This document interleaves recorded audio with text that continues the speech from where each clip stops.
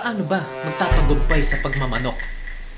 Paano mo malalaman kung nagtagumpay ka na sa pagmamanok? Yan ang ating pag-uusapan ngayon. Mga kamanok, mag-shoutout muna tayo sa ating mga kapwa breeders. Shoutout nga pala kay Sir Junex Henry Nicolas Sapius Jr.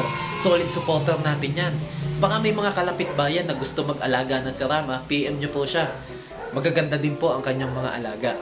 Shoutout din po kay Sir Alexander Serama Breeder at sa Cotabato Serama Breeder Hobbyist. Hello po sa inyo dyan. Isa ito sa mga idolo ko sa pagsisirama, itong Team Cotabato na ito.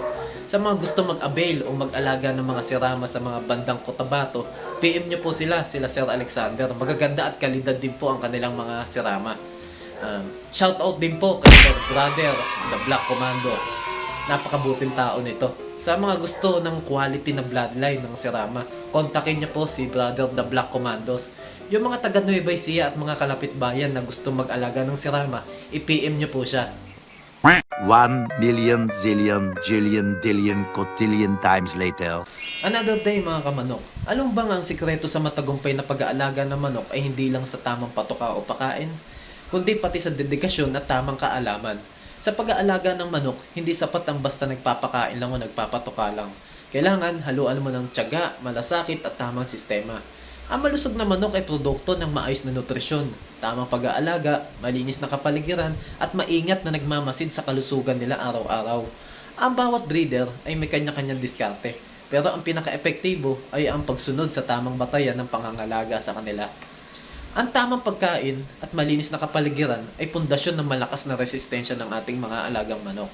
Bigyan sila ng balancing diet na may tamang dami ng protina, vitamina o mineral. Hindi lang ito ang nagpapalakas ng kanilang katawan, kundi pinapababa rin ang tsansa na magkasakit sila.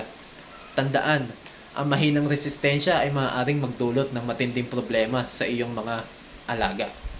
Lahat ay maaapektuhan kahit sa isang maliit na mali na ating magagawa. Pero hindi lang pagkain o patuka ang dapat pagtuunan ng pansin. Ang maayos na kulungan ay dapat laging malinis, may sapat na espasyo at may tamang ventilasyon. Ang malinis na kapaligiran at maluwag na kulungan ay nakakabawas sa stress nila. Nakakapagpalakas ng kanilang resistensya. Huwag din natin kalimutang regular na nagbabakuna at preventive measures. Mas mabuti nang maagapan kaysa magsisi sa huli. Sa huli, ang tagumpay sa pagmamanok ay nakasalalay sa sipag, tiyaga at tamang diskarte.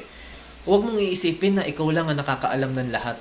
Maging open ka sa mga maliliit na opinion ng ibang mga breeders. Kung gusto mong umasenso sa pag-aalaga, patuloy kang mag-aral at paghusayan mo ang iyong sistema.